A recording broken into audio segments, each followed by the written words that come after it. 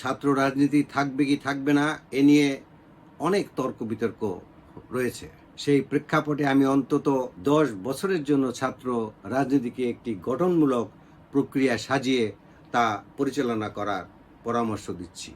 যেমন রাজনীতি চর্চা করতে হলে তার জন্য আলাদাভাবে প্ল্যাটফর্ম তৈরি করে, বিশেষ করে স্নাতকের পর 2 বছর রাজনৈতিক চর্চা করা যেতে পারে, এর আগে নয়।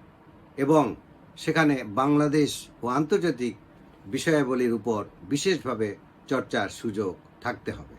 আমি মনে করি এতে করে বাংলাদেশের সংবিধান সহ সঠিক ইতিহাস ও ভূ রাজনীতি সম্পর্কে সঠিক ও টেকসই রাজনীতি চর্চার সুযোগ হবে এবং নিষ্ঠাবান রাজনীতি নেতা তৈরি করাও সম্ভব। রাজনীতি যে কোনো ভোগ ব্যবসা বা ধান্দার জায়গা নয়, সেটি থেকে আমাদেরকে বের হয়ে আসতেই হবে।